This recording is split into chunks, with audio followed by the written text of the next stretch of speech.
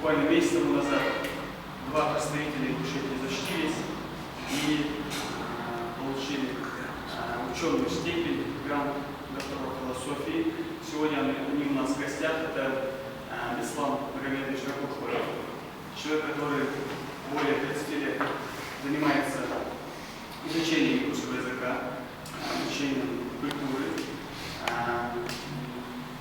И Муса Ахмедов, профессор, доктор политических наук, гранд-доктор философии в области политической конфликтологии. Сегодня они расскажут свой путь защиты, суть своей работы. И в конце мы в форме вопроса-ответа продолжим с вами диалог. Начнем. А тому, что сказал Бахаудин, я бы еще сегодня поприветствовал в этом зале Горчиханова, коллега, доктор психологических наук, и он очень обрадовал. Мы некоторое время назад виделись, но тогда он еще был кандидатом психологических наук. Сегодня он уже доктор, поэтому в этом зале 3 доктора, и это очень приятное обстоятельство. Это первый доктор психологических наук. Но вернемся к тому, с чего начал Бахаудин. Это нашей защиты, которая состоялась 16 февраля этого года в Санкт-Петербурге. Международный университет фундаментального обучения, с которым вышли мы на контакт в прошлом году осенью, где-то сентябрь-октябрь месяц, на предмет ознакомления с работой, авторской работой Беслана Магомедовича Бурхоева, вот это философия ингушского языка и культуры, на базе изданной на базе Черноморско-Каспийского центра стратегических инициатив, которую я возглавляю. Эта книга вышла 28 октября 2013 года. Вот с этого момента мы можем сказать, то есть тираж мы получили, первый экземпляр, уже книга вышла в продажу, в оборот. С этого момента мы можем сказать, что и объявить, что Ингушетия является обладателем своей философии на базе древнейшей культуры, одного из древнейших языков мира ингушского языка. Эта книга вышла, вот она имеется в продаже сегодня еще, есть эта книга, потому что такая литература является специальной, адресной литературой, но так получилось, что она есть в продаже. Во всем мире такую литературу, специальную, научную, необычную, ее адресно распространяет, заказывают, ее трудно найти, но пока что она у нас еще есть в продаже, поэтому молодежи, гражданам республики, тем, кто интересуется этой проблематикой, вообще философией, культуры древних народов, в частности ингушского народа, его культуры, может ее приобрести. Так вот, эта книга, эта работа была направлена по просьбе руководства университета международного фундаментального обучения в Санкт-Петербурге. Ректором является Махатма Шанти, известный ученый, который создал этот университет, он международный, работает по программам Оксфорда, Кембриджа и программам Национальной академии США.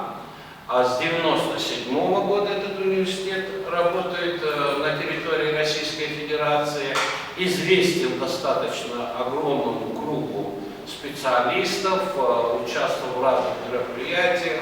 Диапазон контактов этого университета очень широк.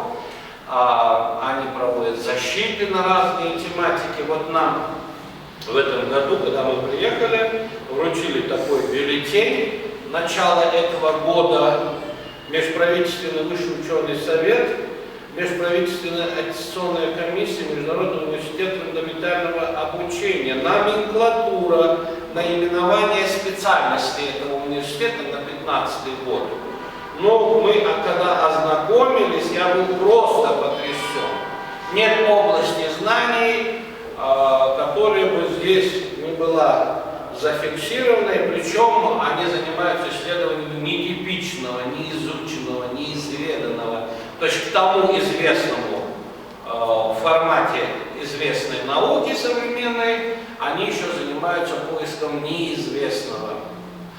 Но мы с вами понимаем, что неизвестного намного больше, чем наука смогла за какие-то 100 с небольшим лет сформулировать, зафиксировать, обозначить и так далее. Поэтому этот университет занимается невероятно полезным и важным делом, поиском того, что мир еще не сформулировал, не осознал, не зафиксировал.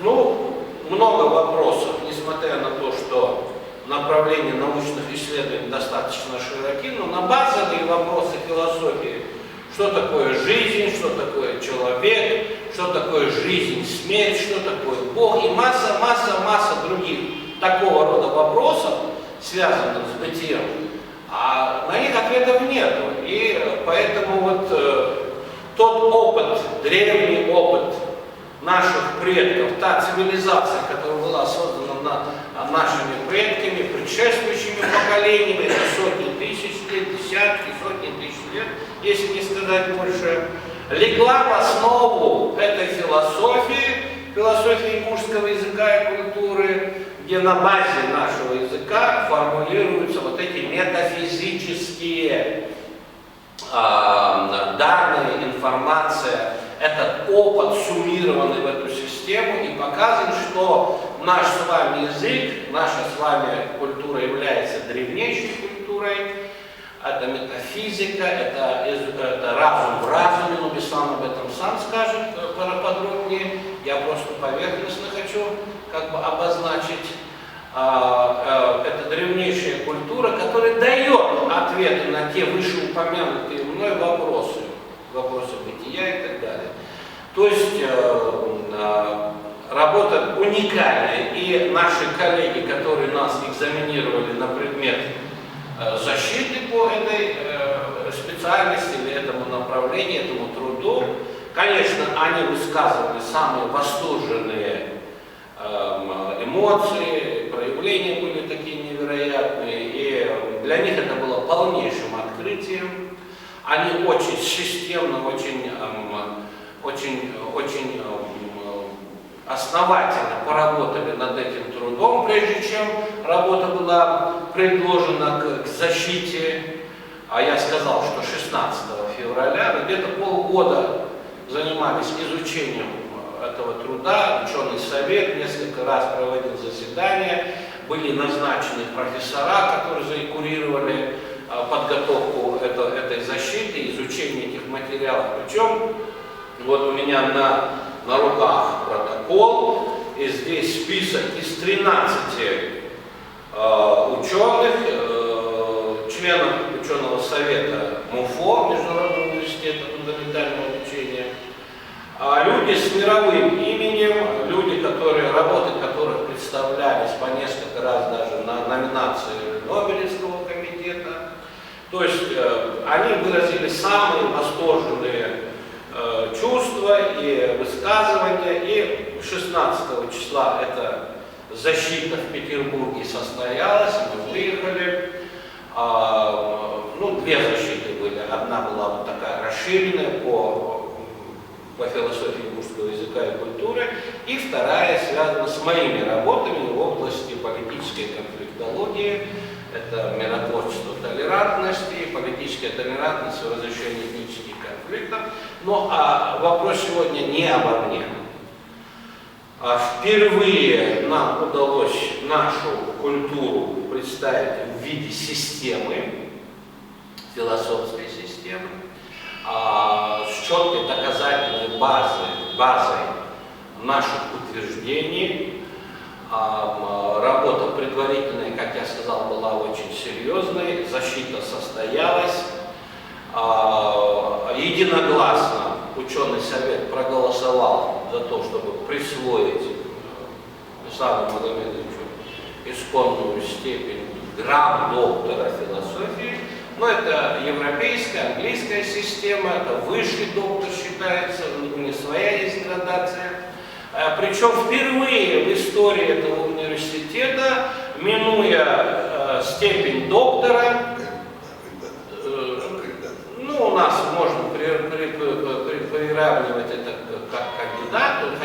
не совсем так. Да. Минуя степень доктора, сразу было присвоена степень гранд-доктора. И когда член ученого совета, профессор, доктор наук, известный ученый российский, петербургский, иезуитов, Андрей Николаевич выступал, он сказал, ну просто было бы стыдно голосовать и предлагать просто доктора философии за этот труд, поскольку это минимум, как они выразились, это минимум гранд-доктора. Настолько высоко была оценена эта работа, настолько они очень серьезно поработали, там целые выкладки были. У нас сегодня на руках есть фотоматериал, но уже нам через некоторое время пришлют видеоматериал с этой защиты, поэтому мы, может быть, даже и в сети выложим саму защиту, чтобы люди посмотрели, как это происходило. Помимо этого, в стадии проработки и подготовки всего этого процесса мы предложили сформулировать этот труд как новым эпитетом, новым названием, поскольку философия известное такое название, имеющее свои смыслы. Но в этой работе говорится о философии, о лингвософии, поскольку основой этого труда является язык, лингвистика, язык. Поэтому Беслан Магомедович упоминает о лингвософии. Но мы, уже обдумав позже, пришли к пониманию того, чтобы назвать эту работу вообще метасофией ингушского языка и культуры, от слова мод, язык и так далее. И вот в таком формате мы предложили университету включить его в перечень номенклатуры наименований специальностей.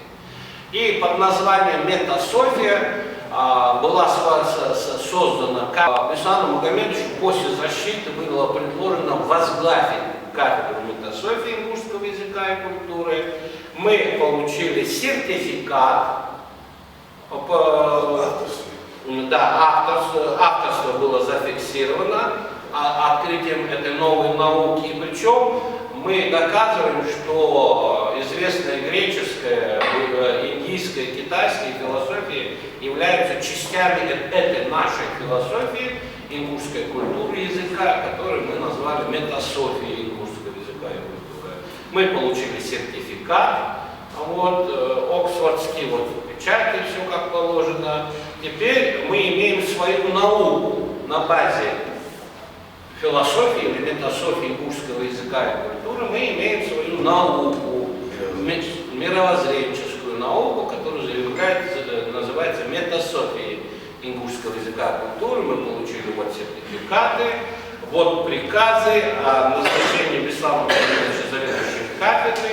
Сегодня мы можем уже брать аспирантов и начать реальную работу по подготовке специалистов к защитам по уже нашей метасофии, философии, метасофии, лингвософии, как угодно.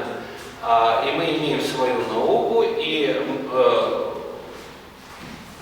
это достижение гуманитарное, научное, мировоззренческое уже становится достоянием изучения мировой общественности, научной мировой общественности. Она входит уже в международный оборот. Университет будет его популяризировать и в Лондоне, и в других вузах. Уже отослан целый ряд статей, которые будут переводиться из системы этой метасофии или философии. То есть мы с вами, наша культура стала международно обучаемой. У нас есть под это наука, у нас есть своя философия. Это признано международным университетом, ученым советом. Беслан Магомедович получил степень гранд-доктора наук. Я считаю, это, конечно, сенсацией этого года. Нам за год с небольшим, хотя человек трудился над этим трудом более 30 лет, нам с вами удалось за год с небольшим, я вам покажу дипломы гранд-доктора, философии в области метасофии, вот оксфордские документы, дипломы. Нам за год с небольшим с момента опубликования этого труда удалось сделать невероятную большую работу. Это победа, это сенсация в научном мире. Вот, к сожалению, к этой победе не имеет отношения никакого наша официальная наука, наши структуры, наши системы, наша власть, которая никогда не проявляла интереса к подобного рода изучениям, исследованиям. Это все делается как бы исходя из своих возможностей. Я должен сказать, что было несколько человек, которые оказали содействие в этом труде. Прежде всего, это братья Цуровы, Башир и Магомед, которые издали эту книгу, великолепная книга «Философия ингушского языка и культуры». Это была, конечно, большая помощь. Есть такой Ибрагим Албаков, который внес посильную помощь, гонорар небольшой внес, и это нам оказала помощь соответствующую. Ну и организация «Эзил» провела с нами в этом году, перед защитой этой докторской, встречу, да, материал был опубликован и выложен в эфир. Ну и прям там же на встрече молодежь приобрела определенное количество книг, и сумма от этой реализации, она тоже легла в ту копилку, которую мы потом использовали. Ну, конечно, вы понимаете, что это, конечно, несовместимые затраты, чтобы защита, проезд и масса других вопросов. Каждый, кто занимается наукой в нашей республике, понимает, как тяжело и наукой, и культуроведческими делами, и поэзией, и публикует книги, понимает, как тяжело издать книгу, как ее тяжело распространять, какие затраты нужны, при том, что в основном наша интеллигенция сегодня бедствует. У нас нет ресурсов, у нас нет работы, а власть не проявляет интересов определенных. Все наши победы и все наши достижения фиксируются за пределами республики. Это Россия, Российская Федерация, это Европа, куда мы выезжаем, и где нас просто невероятно принимают и признают наши труды. К сожалению, такого понимания у нас нет на своей родине, но мы все же всем этим занимаемся и не останавливаем свою деятельность, поскольку мы понимаем, что это наш долг перед поколениями тех, кто должен дальше взять эту эстафету. Мы не можем себе позволить дальнейшей утраты этой ценности, культурной, исторической ценности, цивилизационные ценности. У нас есть понимание своего долга перед вами, поскольку если нами не будут заложены основы и представлены вам для дальнейшей деятельности, вот эти основы, цивилизационные основы, культурологические, исторические, какие угодно, то вам, конечно, намного сложнее будет продвигать нашу культуру, сохранять ее, поскольку вы понимаете, что в этом году 70-летие, да, со дня депортации, очень много всяких неправильных движений в отношении того, что происходило в годы депортации. Многие сейчас начинают реабилитировать сталинский режим, многие в России, причем я на днях слушал программу по центральному телевидению, где ведущий говорит о том, что в России практически половина населения, современного населения, практически оправдывает, в программе Познера, при встрече с митрополитом Илларионом, и он говорит, что вот около 45 где-то процентов, свыше 40% граждан России оправдывают репрессии, сталинские репрессии. Причем сам Илларион дал очень жесткую оценку Сталину и сталинскому режиму, и мне это очень понравилось, это очень справедливо. Представитель церкви, это, конечно, по-божески, я его позицию, как мы все те, кто оказались репрессированными, подвергшимся этим зверствам и насилиям, у нас, конечно, сформулированное отношение. Но вы знаете, закрывать глаза на это нельзя, это борьба. И много тех, кто пытается реваншистские эти настроения сегодня очень сильны в России, особенно в связи с военно-политической ситуацией между Украиной и Россией. Тут много разных поползновений, поэтому очень важно то, что мы делаем культурологически, цивилизационно.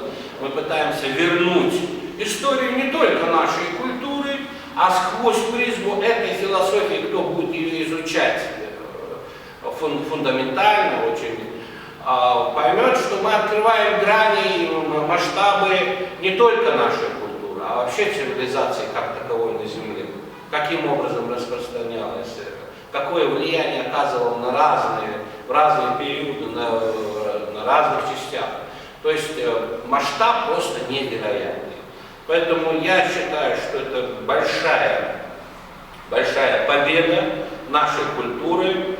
Это личная победа моего друга, коллеги, гранд-доктора философии Ислама Магомедовича Кукурхоева. Вот. Это победа нашей ингушской культуры, нашего народа, хотя власть к этому относится, конечно, очень слепо. Думаю, что придет время, когда это будет оценено по достоинству. Это достояние всего человечества. Через эту систему будут открыты многие тайные завесы прошлого.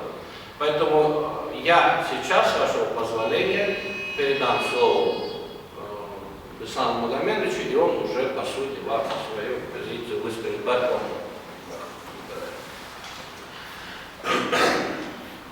Ну, спасибо всем, кто пришел послушать нас.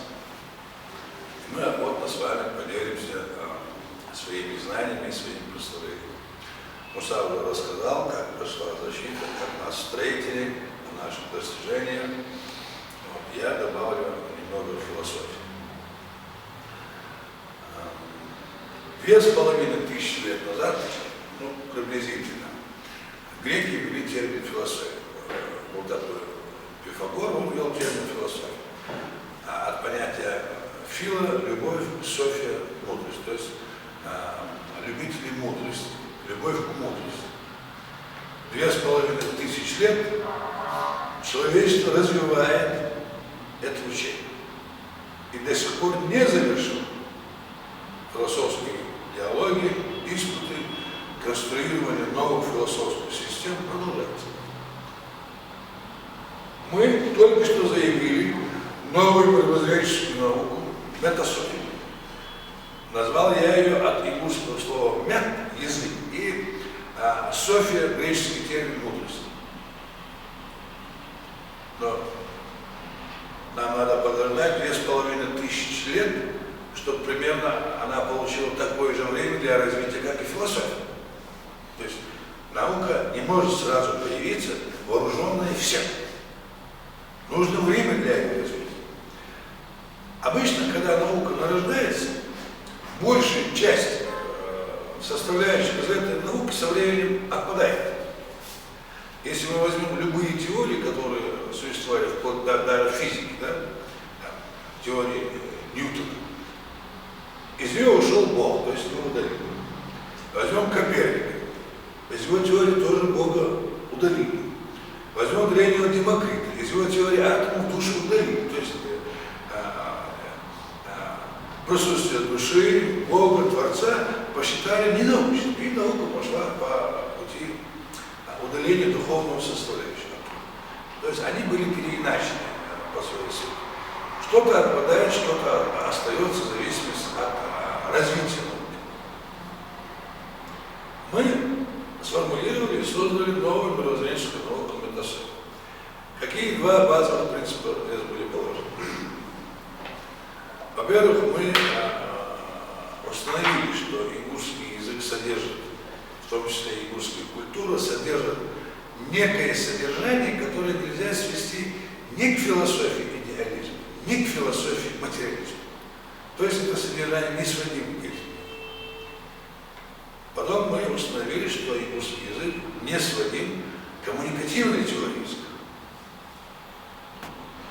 И вот обнаружение содержания, не вписывающиеся в материалистические, идеалистические концепции философии, и обнаружение философского природы языка позволило нам создать новую науку, которая базируется на языке, как совершенно имеющем другое философское содержание, и на языке, имеющем помимо коммуникативной еще вторую философскую природу языка.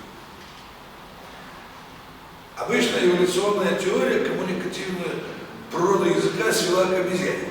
То есть она была необходима материализму, атеизму, чтобы произвести человека от примата. И человеческую речь тоже произвести от криков примата. Поэтому коммуникативная теория была нужна для этого. Это как система общения между двумя сигналищими особями. На самом деле язык помимо сигнальной, коммуникативной и другой функции имеет еще философскую природу. Для человеческого языка нужен человеческий разум. Для языка обезьяны нужен разум обезьяны. То есть человеческий разум не может произойти от разума обезьяны, а человеческий язык не может произойти от языка обезьяны. Это совершенно две разные данности.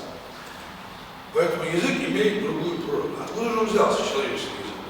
Разумеется, земные условия всегда влияли на деформацию, на изменение языка и так далее. Но, например, ислам нам говорит, что Аллах научил Адама ко всем именам. Именование вещей – это человеческое свойство. Можно вопрос? Да. А есть исламская философия? Исламская философия. Если говорить мнением немецкого ученого Гегеля, у ислама философии нет, у ислама есть религия. То есть вот так они говорят. Но вместе с тем арабские ученые принципы ислама, соединяя с философиями Платона, Аристотеля и других греческих философов, пытались первоначально создать арабскую философию на базе ислама и синтеза греческой философии. Такие примеры были. Но Гегель отказал, заявил о том, что арабы не создали философию. Вопрос это спор, вопрос подхода. В чистом виде арабской философии, разумеется, нет, потому что она обязательно базируется на исламе, то есть на религии. Философия, как правило, она в те века она требовала отход от религии. То есть религия – это религия, философия – это философия. Хотя предметы изучения у них могут быть одинаковые. Например, религия может говорить о Боге, и философия может говорить о Боге. Но Бог философии и Бог религии, они не совсем совпадают. То есть это совершенно несколько другое. Потому что философия пытается подойти к природе божества через разум, а религия подходит к природе божества через веру. То есть немножко разные принципы. Поэтому здесь вопрос такой. Создали арабы философию или не создали? Гегель отказал им, сказал, не создали арабы философию. Я думаю, все-таки арабы какую-то лепту философию внесли. Хотя нельзя чисто выделить сегодня арабскую философию, но все равно они какой-то вклад в развитие философии. Это не совсем философия, там специальные науки, там специальные направления. Да, как элемент мудрости, там присутствует. Это не чисто выделенная философия. Ну, по крайней мере, так это принято обозначать. Хотя, может быть, вопрос полемический, вопрос подхода, как это определить. И вот теперь, возвращаясь вот к нашей. Ингушский язык позволил увидеть другую природу языка, вторую, то есть помимо коммуникативной еще философию. Оказалось, что философия ингушского языка была воплощена в ингушскую культуру. То есть культура выросла оттуда, из философии языка. Ну, например, если вам показать это на теме, я духа, называемый в ингушском языке ас, и я души, называемый в ингушском языке сон, в танце представляет парень и девушку. Я духа, то есть ас, в образе парня, видел, а я души в образе девушки, то есть оно ведомо. Сознание, предполагаемое сознание парня азюк, а предполагаемое сознание девушки суюк, то есть я веду и я веду. Вот это взаимоотношение духа и души, я духа и я души, составляет философию ингушского танца. Эти два начала всегда вместе и никогда не соприкасаются. Одно ведет, другое ведомо. Одно динамично, другое пассивно и пластично.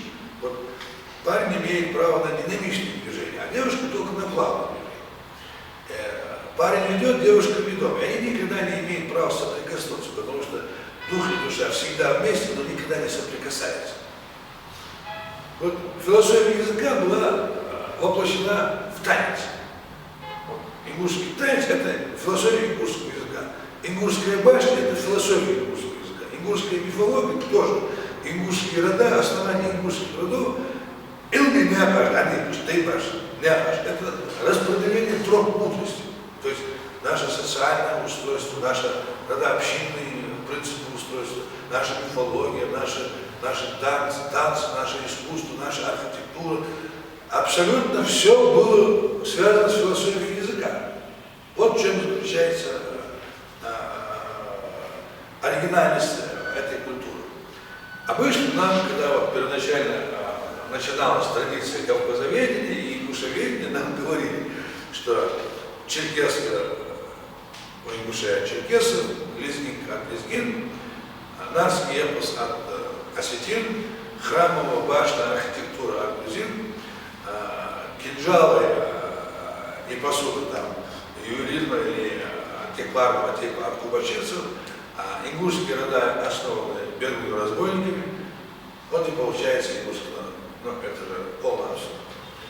И также нам говорили, что сюда даже Болгар писал об этом, что ингуши не имели своей религиозной идеи, что их религиозные представления были синкретичны, то есть состояли из смеси язычества, христианства, там, ислама и так далее. Я с этим полностью не согласен. Мировоззрение ингушей вытекало из их философии, из философии их языка. Вся культура ингушей вытекала из этой же философии. Общественное устройство ингушей и общественные институты, существовавшие в древних ингушей, все вытекали из этой философии языка. Абсолютно все было оттуда, и все было посвящено тем задачам, которые были сформулированы в этом языке как философская система. Поэтому мы культура, которая подобна дереву, развившемуся из своего семени и приносящему плоды. Мы не сшитая из лоскутков культура, мы не собранная с мира по нитке голову рубашка. Мы цельно явленная данность, произросшая от своего корня. В этом наша уникальность. Вот осмысление этой нашей основы позволило взглянуть и на многие другие культуры и цивилизации мира. Я утверждаю, на основании очень глубоких и многих исследований, которые я проводил, что первоначально разум человечества на протяжении сотен миллионов лет знал два «я». «Я» духа и «я» души, или «я» Творца и «я» творения. Это выражено нашим местоимением «ас и сон». Потом произошли изменения. По эзотерическим данным, около миллиона лет назад психика людей изменилась. И «я» души потеряла связь с «я» духом, или творение потеряло связь со своим Творцом. И стали нарождаться языки с одним «я», то есть с одним местоимением первого лица единственного числа. Таким образом, поскольку разум с двумя «я» древнее, чем разум с одним «я», и поскольку языки с двумя «я» древнее, чем языки с одним «я», то, разумеется, цивилизация должна была начинаться тогда, когда разум знал два «я» и имел языки, отражавшие этому роду разум. Поэтому язык наш очень древний, философия его очень древняя, и только она могла послужить основой цивилизации мира. До потомков материка, до поздних потомков материка, абсолютно нигде в мире ни одна цивилизация древняя не могла иметь основу, кроме этой, представленной ингушским языком. И я утверждаю, что философия ингушского языка, теперь уже названа нами метасофией, языком мудрости, была основой изначальной цивилизации мира, что идейная основа цивилизации найдена. Это ингушская основа, то есть то, что у нас сегодня сохранилось. Нам трудно сказать, как назывались наши предки. Например, по мифологии была эпоха нартов, которые были гигантами и великанами. И рост Адама, учение ислама был 60 локтей. То есть когда-то были древние гиганты предки. И назывались они, наверное, по-другому. Например, в нашей мифологии они нарты. И когда они стали называть себя войнахами или гаврами, сказать трудно. И мушами нас назвали совершенно недавно, аула Амуш, так называемый. Вот эпоха была нарт, но это были наши предки, гиганты, но наши предки. Они говорили на этом языке и передали нам этот язык. В исламе утверждается, что от времен Адама люди неустанно уменьшались в росте из поколения в поколение. И игушский термин «блах-пинах» – старики, также означает «большие люди». А игушский термин «кегина» – «молодые люди», также означает «измельченные», «мелкие люди». То есть предыдущее поколение было больше по росту, чем последующее. И наши предки, которые жили в этом процессе изменений роста из поколения в поколение, обозначили их этими терминами «блах-пинах». Предки, кигина, потом. То есть предыдущее поколение крупнее последующего. То есть идиома языка, устойчивое обозначение выражения языка сохранили этот эволюционный факт. Они его отражают. И он подтверждается хадисами пророка Мухаммеда, саллаллаху алейхи ва саллям. Он подтверждается многими эзотерическими учениями, он подтверждается всеми мифами мира. Но что касается нахождения огромных скелетов этих великанов, этих гигантов, в науке был наложен запрет на ведение их научного оборота. По сегодняшний день запрет вводить антропологическую науку скелета великанов не снят. Он до сих пор действует. Ислам Рамилович, вот просто я думаю, что я забыл вопрос еще. Вот считается математика царицей наук. Математика, философия, логика. Какая связь между этими науками, на ваш взгляд, и какая из этих наук является матерью наук? Философия долгое время считалась матерью наук. Затем стали называть математика царицей наук. Потом логика. Без логики, я думаю, невозможно ничего. Наша жизнь тоже имеет свою логику. Человек имеет логику. Я понял. Просто хотелось из ваших Баркинхуев. Муса. Очень хорошо, Муса. Спасибо.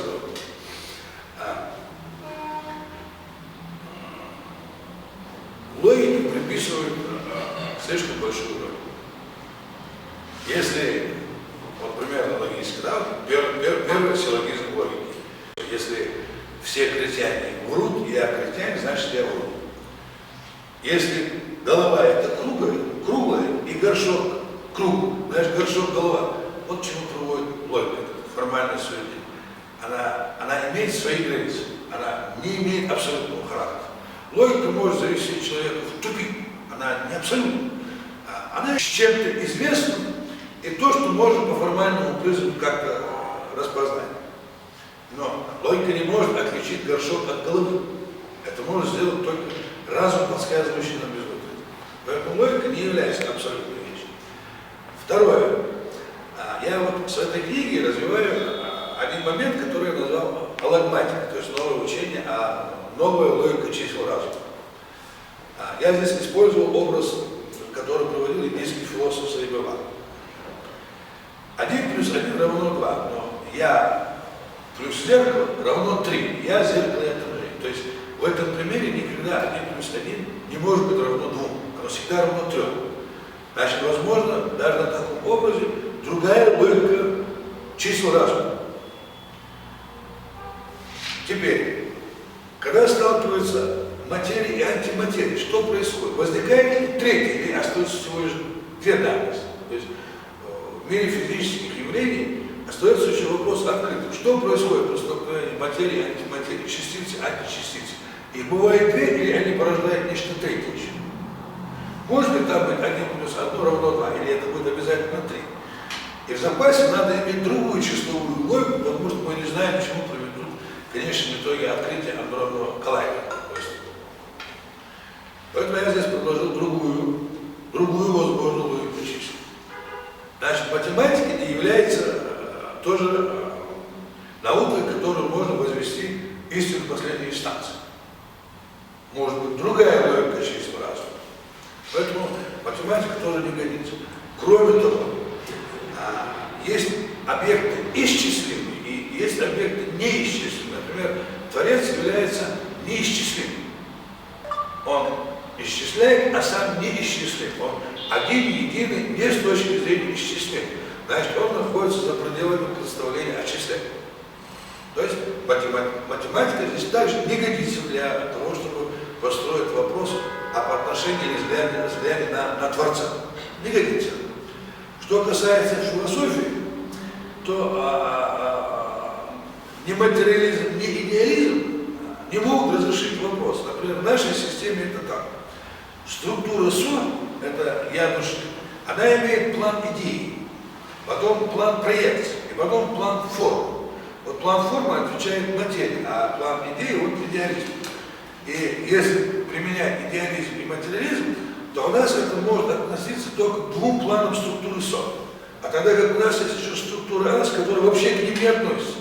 А философия и идеализм, и материализм – это структура АС и знания. Таким образом, у нас получается абсолютно другая мудрость. Да?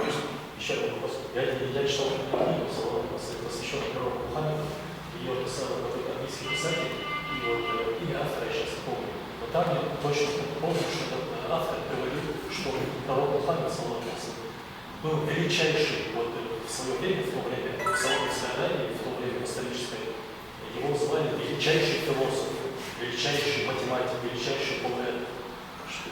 Философия русского языка тема или же арабского языка?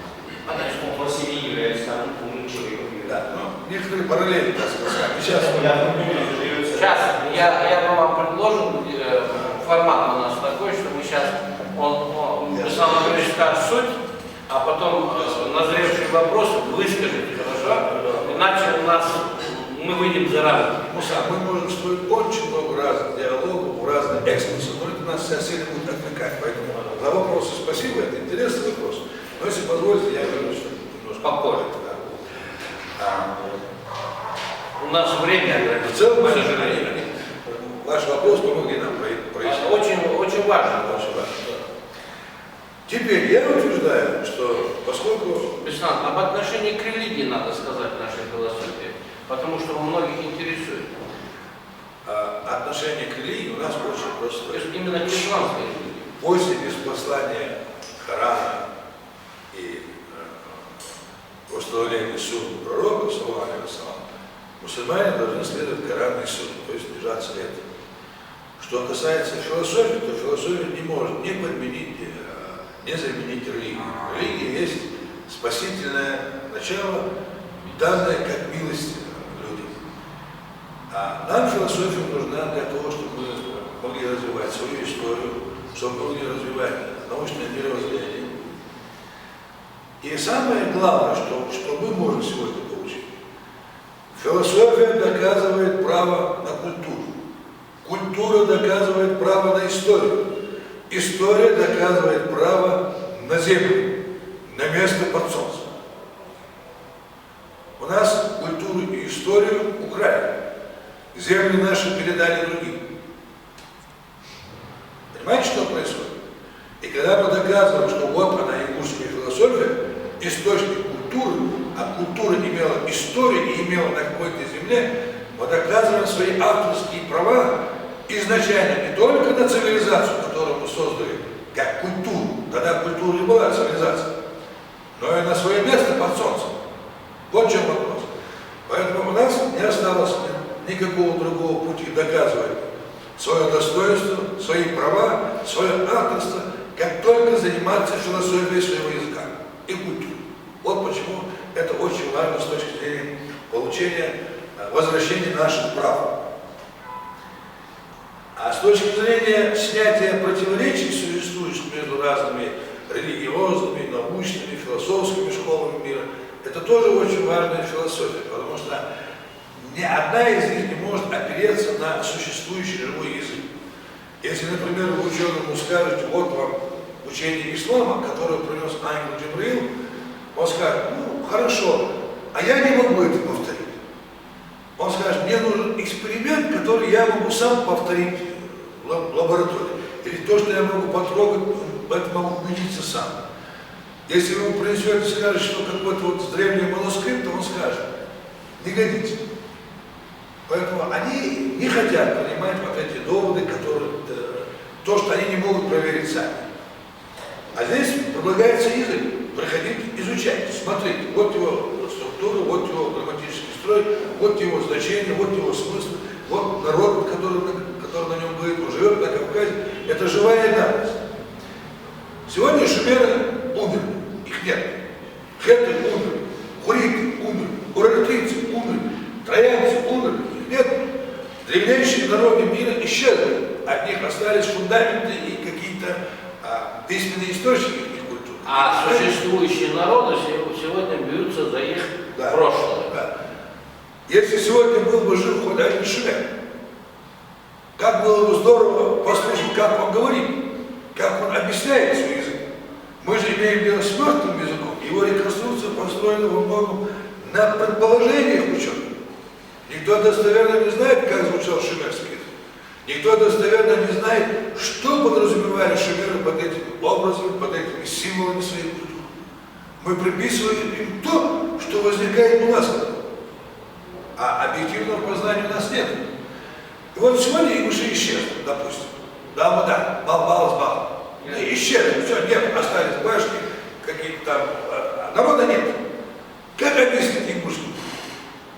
Прошло 1000 лет, приходит археолог из Лопаты, чешет затылок.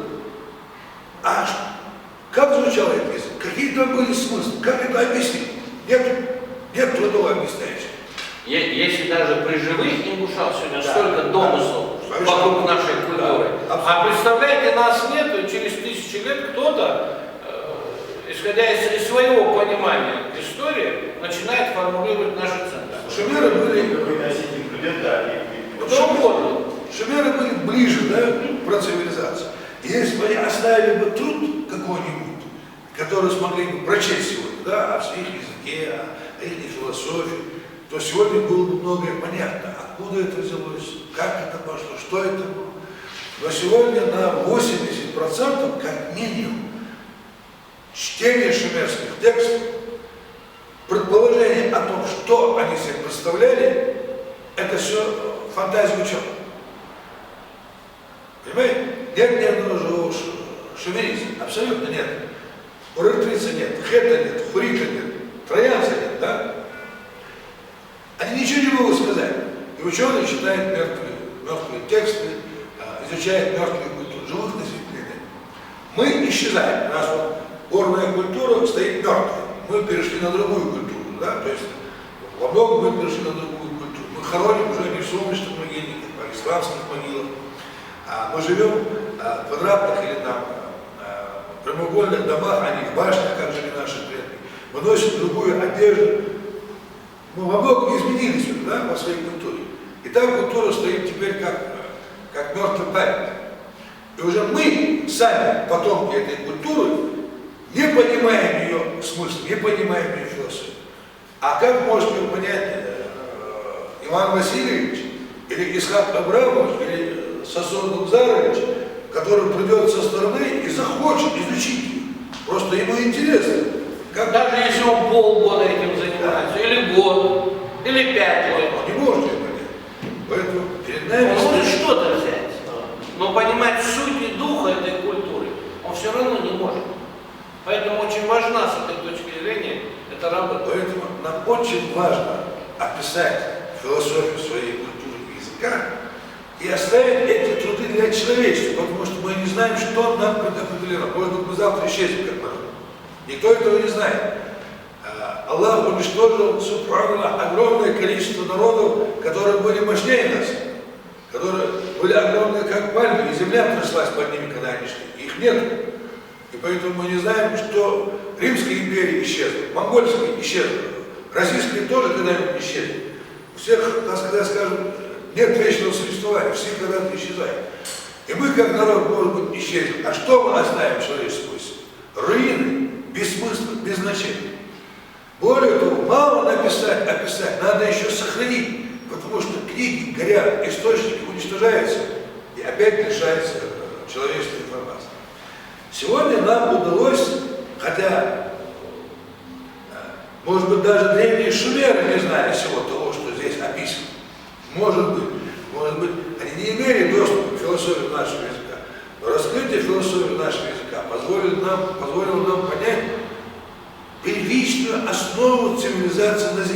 я утверждаю, философия ингушского языка является идейным источником, основанием, корнем цивилизации на Земле. Человечество можно поздравить с открытием и нахождением этой данности. Понимаете, в чем дело? Нужно миру об этом трубить, чтобы они пришли изучать нас. Иначе завтра может случиться, что мы перестанем существовать, и они не получат возможность работать с живым языком, с живыми носителями культуры. Это очень важно. И последнее. Я также утверждаю, что философия ингушского языка и культуры позволяет выводить из нее новые отрасли знаний. То есть я вывел из этого языка и культуры новую мировоззренческую науку метасофию, имеющую свои принципы, имеющую свои основы. Это начало, заявка этой науки, она будет дальше разрабатываться, углубляться, систематизироваться. Может быть, какие-то будут подсистемы созданы, какие-то дочерние науки будут от нее созданы. Но это начало, по крайней мере, она имеет свои фундаментальные принципы, которые позволяют ей заявлять о себе как новая мировоззренческая наука. Это все сделано на основе философии ингушского языка и культуры. Новая мировоззренческая наука предложена. Что касается других частных наук, которые менее масштабны, чем мировоззрение, их можно тысячами выводить из нашей культуры, языка. Тысячами. Нужно заниматься, изучать, творческий подход и так далее. Я благодарю вас за внимание, за то, что вы пришли сегодня послушать нас. Я поздравляю наш народ с тем, что его культура и его язык наконец обрели форму философии. Я надеюсь, что будущие поколения нам скажут спасибо и сумеют воспользоваться этим творческим наследием, которое я создавал на протяжении 30 лет и ни разу никогда не получил одной зарплаты от республики. То есть я это делал на голом энтузиазме. Меня поддерживал Жусан последние годы, как мы познакомились. Меня поддержали братья Суду в публикации книги. Нас частично финансировал Албан Лимбагин. Но ни государственной работы, ни государственного финансирования, ни государственной программы в этом деле нет. Может быть, некоторые, кто занимается коммуникативной лингвистикой, могут там сказать, это не наука и так далее. Но тогда надо выступать открыто и высказывать свои мнения. Когда Циолковский рисовал свои ракеты, все говорили, чудак. А теперь все летают в космос. Когда Жюль Верн изображал в своих романах подводную лодку Наутилус Помпилиус, все думали фантастика, а теперь подводные лодки плавают. Когда Алексей Толстой написал гипербороид инженера Гарина, то есть лазерный луч, все думали фантастика, а сегодня лазерный луч является реальностью. И когда читали древние индийские тексты, еще в 18 веке, и в них описывалось огненное оружие ярче 1000 солнц, которые некие боги метались летательных аппаратов Вимана. Все думали, что это мифология. Однако немецкие ученые сказали, это не мифология. Здесь слишком детальное описание технологий и конструкции летательных аппаратов. И поверили и стали заниматься серьезными исследованиями. В результате появились на Земле ядерные технологии. Никогда не нужно людям торопиться казнить только родившееся дитя, только родившуюся науку, только пробивающийся росток. 2500 лет, если мир отведет метасофии, как он отвел философию, я думаю, метасофия распространится в масштабах всего мира.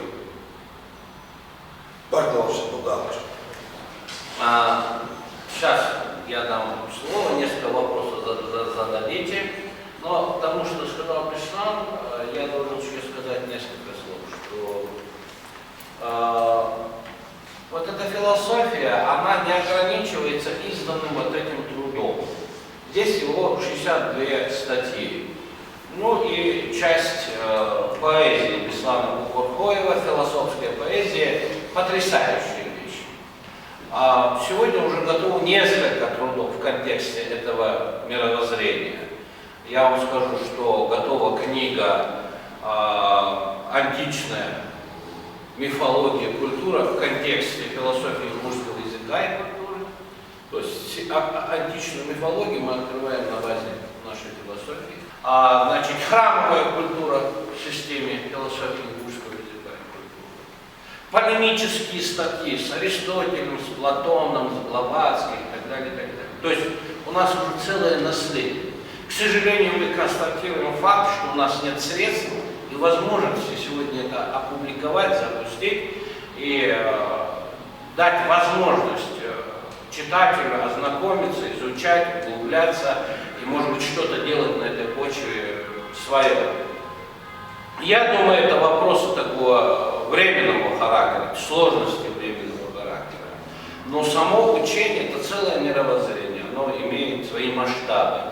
И причем уже огромное количество статей. Но я думаю, что сегодня мы можем 5 трудов уже дополнительно к этому базовому труду опубликовать не в меньшем объеме, чем то, что вы сейчас видите. Вот такие золотые медали Оксфордского университета нам были вручены за вклад в развитие науки. Вот такие награды. Помимо... Ну, золото, я так посмотрел, исходя из того, что я понимаю, это золото. Они называются золотыми? Ну, наверное, позолоченные, я не знаю. Но похоже, что да. Это Оксфорд, там Золотое напыление. вензеля свои и так далее, тем дипломом. Вот такие сертификаты и приказы. В номенклатуре специальности, я говорил, здесь сотни специальностей, метасофия закреплена на 20-й странице, имеет свой код и шифр. Более того, после защиты уже месяц с лишним прошел, нам позвонили с Петербурга наши коллеги, друзья новые, сказали о том, что наши труды представлены в ЮНЕСКО, и они стали лауреатами премии ЮНЕСКО в области научных достижений. Это уже после того, как состоялись эти защиты. Мы делаем все возможное с тем, чтобы популяризировать, дать как можно большую информацию по поводу того, что такое открытие случилось, что такая ценность возникла. Мы хотим, конечно, приобрести сторонников, друзей, заинтересовать молодежь. Эти труды, эта книга, она имеет свое распространение во многих странах мира, и уже получили специалисты, ученые, лично я этим занимался и в Европе, в Америке, в Азии. Сегодня потихоньку мы уже начинаем получать отзывы. Израиля получили небольшой, но очень приятный отзыв от наших друзей. В Грузии, в Соединенных Штатах, в Канаде, в Малайзии, то есть мы уже отправили эти труды, и я думаю, что в ближайшее время мы, конечно, будем получать отзывы. Абсолютно были бы рады тому, что если бы возникли оппоненты, какая-то критика, вовсе этого не боимся, вовсе этого не боимся. Каждое исследование, каждый труд нуждается в полемике. Мы хотим ее спровоцировать. Не думаю, что надо будет 2000 лет для того, чтобы это стало достоянием, поскольку... Я говорю, если философия... Если, конечно, если 2000 лет пройдет и мир будет изучать, я думаю, результат будет намного выше, чем тот результат, который достигла известная философия. Ну, греко-римская, допустим. Умов работал в развитии философии. Сколько умов мы обсуждали, это огромное количество, сколько поколений, эпох, а какие материальные затраты, миллиарды и миллиарды уходят. Мы знаем в современном мире, вот я неоднократно говорил о том, что университет в Беркли, США, Калифорния, я выезжал, есть профессор Джоханна Николс, которая тоже 2 десятка лет практически занималась созданием англо-ингушского и ингушско-английского словаря. Этот словарь вышел, по-моему, в 2005 году, или 2003, или 2005 году, чтобы не ошибиться. Я выезжал, мы награждали ее орденом за заслуги. 10 тысяч слов, терминов ингушского заявил научный международный оборот. Книга издана, словарь издан в Лондоне, 500 фунтов стерлингов, такой кирпич. 4 книги получили мы здесь, 4 человек обладатели этого приза, будем говорить. Но большой труд, целая страна, целый лучший университет мира в Беркли занимался 2 десятка лет изучением нашей культуры. И такой потрясающий результат.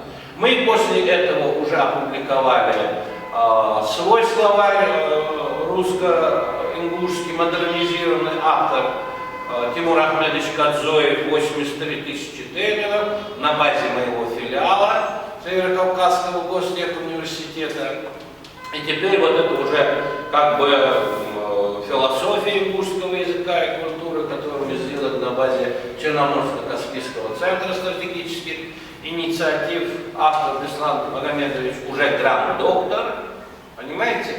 А я вам скажу такую вещь, что в разговоре после защиты сам ректор Махатма Шанти заявил такую вещь, что данный труд, скорее всего, осенью будет представлен Нобелевский комитет на соискание Нобелевской премии в области философии. Настолько высоко эта работа оценена. Крайне сожалею, что наши местные ученые, люди, которые занимаются чем-то подобным, никоим образом не отреагировали, не приняли никакого участия и не проявили никакого интереса. Но это не только по отношению к этому труду, это общая такая тенденция, когда в разных областях мы замечаем такое безразличие, безучастие, такое какое-то вот неприятие. Тем не менее, многие из нас, те, кто достигли и добились каких-то результатов, получили свое признание за пределами. Я всегда говорю Беслану, я говорю, это придет оттуда сюда с триумфом. И тогда и ингуши, и наши коллеги поймут, что из их лона вышло то, что они не замечали и не заметили. Но оно вернется сюда триумфально, с большой победой, международной победой. И вот эту первую победу мы уже с вами наблюдаем. Всего год с небольшим, как только книга издана, она уже прошла аттестацию, квалификацию в Международном университете по программам Оксфорда, Кембриджа. Человек стал гранд-доктором философии. Мы с вами получили новую науку метасофию на базе ингушского языка и культуры. Это уже сертифицировано, получены документы. В номенклатуре международных специальностей и наук эта метасофия уже существует. У нас есть работы. Слава Богу, уже вот целая серия журналов вышла. Наши лица, многие из вас, наверное, читали, имеют на руках.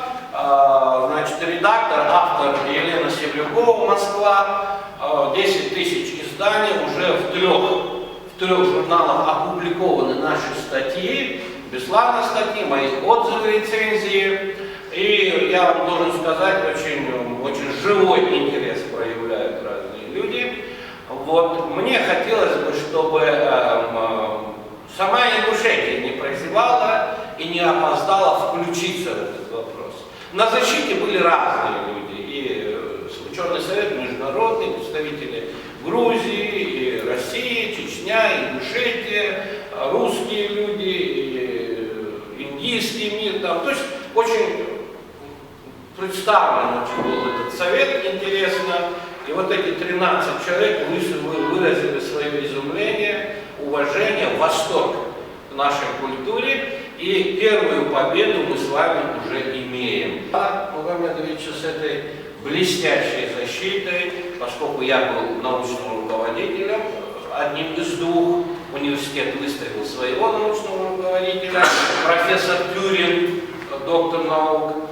И вот я, как руководитель центра, Беслан защищался, это было очень красиво, поскольку я имею опыт участия в разных защитах и разных университетах.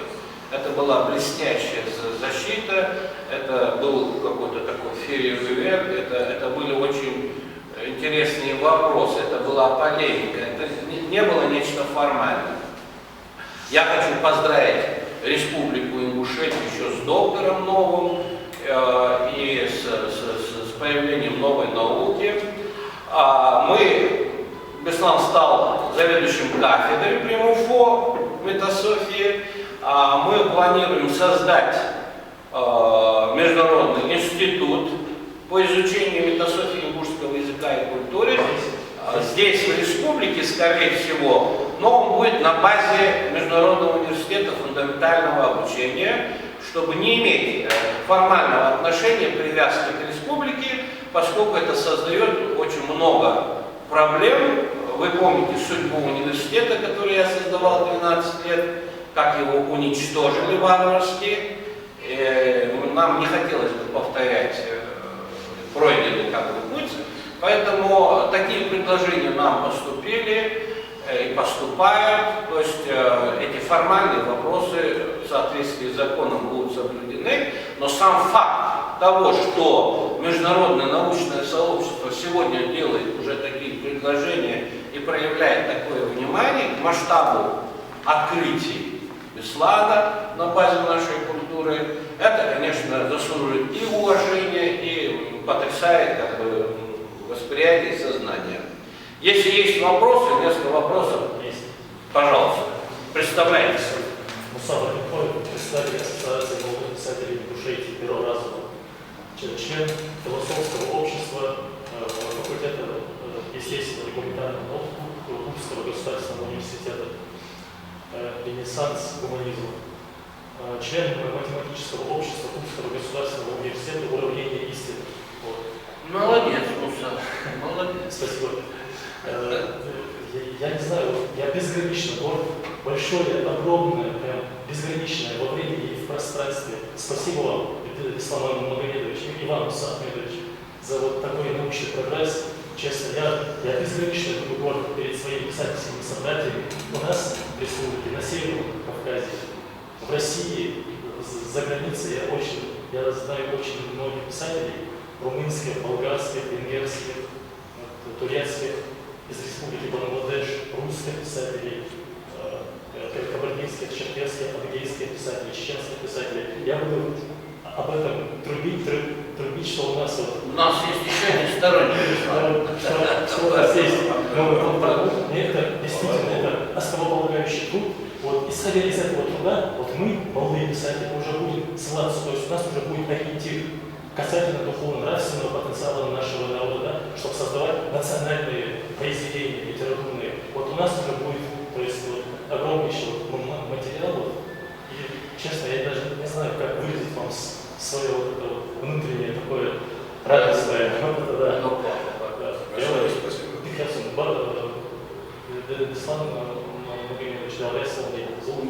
Я вам скажу такую вещь, что на сегодняшний день у нас есть две большие ценности. Это милость Аллаха, Коран, наследие исламской цивилизации, культуры, проявленная милость Всевышнего к нам и открывшаяся наша древняя культура в виде нашей философии, метасофии. Я думаю, что это две данности такие, которые нас формулируют. И в этом зале, да, вот, сегодня, вот, когда вы, да, два ученых, представителя ученых, сегодня этот зал должен быть, на мой взгляд, должен быть переполнен. Ну, потихоньку. Я просто понимаю, что действительно, если бы сегодня, я уверен на 100%, если бы, да, вот, это мероприятие, если проходило бы в Осетии или в Грозном, или еще где-то на Северном Кавказе, да, то об этом бы, наверное, трубили бы, да, вот, была бы поддержка государственная и общественная, вот, и так далее. Но, честно говоря, да, вот, я даже не знаю, да, вот, какими такими благодарственными еще словами. Вот, достаточно того, что ты сказал. Это большой вклад. Мы, да, писатели, находились на периферии. Мы не знали, как в настоящее время, да, вот мы писатели молодые, мы пишем от случая к случаю, пишем стихи, небольшие рассказы, песни. Но мы пока, да, вот этот национальный стержень национального характера, национального быта, национальной философии нам доселе не был знаком. Но теперь, благодаря вашим усилиям, вашим трудам, мы будем ориентироваться на этот труд и писать, создавать новые произведения национального жанра. Большое спасибо, Баталий Алясов. И если вы мне подарите эту книгу, это будет очень хорошо. Еще вопрос. представляете? Ибрагим Ингожин, аспирант Русского госуниверситета по направлению истории Отечества. Я непосредственно знаком с историей Ингушетии, так как я изучаю его уже на протяжении 6 лет, вот, будучи еще студентом, я положил свою научную работу, маленькую направление политической деятельности ингушей, начиная с древнейшего времени. Но ингушей это неправильный термин. Я не буду называть ингушей, потому что это название, которое нам дали русские, и по месту одного из крупных проживаний Володарского этноса, да, он военный, вот, я бы назвал бы их головой, то есть от чего-то, как я указывал, это голова, это ваш человек жил, и га, это человек, то есть га переводится с войнанского языка на русский. Не сильно славянского языка на русский язык, как человек. Да, гал и гал, то есть голова, житель ваши, да, так переводится, да, буквально смысл. И мне вот интересно, как чеченская делегация реагировала, когда вы говорили про ингушскую философию. Она не является ингушской философией. Это сначала является войнанской философией, вот эта философия, соответственно, здесь немножко древнее, это аланская философия, именно философия получается. А если еще дальше, это кабанская культура, которую мы непосредственно имеем отношение. До Алан война как жить? До Алан не отпадает, Алан стыдит потом. Это вопрос, да?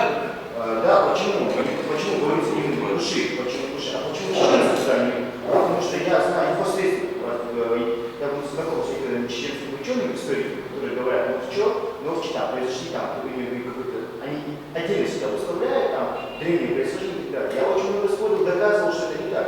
Допустим, я говорю, как я говорю, от моего тейпа, я говорю, и одного из крупнейших тейпов в Чечне, это Черной, является один предок, один. То есть мы произошли от одного человека.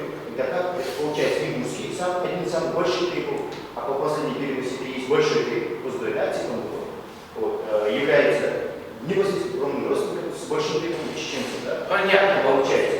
Меня это безумно раздражает, и меня проводит Один вопрос можно и еще ваши работы, я хотел бы сделать так. Мусафин, вы же политолог, доктор политических наук. Соответственно, вашими решениями и Я уже гранд-доктор философии. Да, доктор философии. Политический Для меня вы более политический доктор политических наук, так как я вас знаю с этой стороны. Вот. И мне бы хотелось, чтобы вы вашими международными, так как вы уже выходили на международную арену, международные выступления сделали так, как нас разъединили 2-3 века назад, сделали чеченцы и мыши, чтобы вы нас потихоньку в культурном смысле объединяли и делали нас одним народом. Нас боятся как один народ, потому что у нас очень большая военно-политическая сила. Да. Оздоева я не знаю. Оздоева, они происходят от Марал-Ерда, как и Тункоеву, Тюркуй, к нему восходятся. Марал-Ердави, они... Да, они к нему восходятся. Ибрагим, вот в чем проблема. Два родных брата, один мулла, а другой невежда. Один умеет читать Коран, а другой не умеет читать Коран. И богословие в чем было? Того, кто умеет читать Коран, или того, кто не умеет читать Коран? Кто умеет читать Коран. И вот Алгай это были тем обществом, тем ядром, которые владели философией. Остальные война ею не владели. Они были ее потребителями. Они ее им давали, они разрабатывали им культы, они им давали формы, давали какие-то мифы. Но абсолютно ни одно из войнанских обществ, начиная с самых древних времен, никогда не владело метафизикой, кроме Алгая. А Алгай это не этническая группа, Да, это, и не общество. это род, что ли? Не, Алгай это общество, да? Это и вместе с тем раса, это раса завершенных личностей, это древнейшие понятия. Вот смотри, Ибрагим, все, что вы говорите о Палладах, вы говорите из тех источников, которые вам составил Сталин и сталинская машина. У вас абсолютно нет никаких сведений о Палладах, независимо. Подожди. Когда вы говорите об истории древних времен, вы говорите по этим источникам. Вы говорите то, что они написали и всадили нам в голову. И сегодня по этим источникам пытаетесь написать какую-то историю, сопоставляя это. А там ложь на лжи. Вот смотрите сюда. Шумерский источник. Я сейчас не помню, эта фамилия в Москве живет, говорят, ингуш, который занимается изучением шумерских табличек. И шумерские таблички выставлены в интернете, говорят, американцы выставили.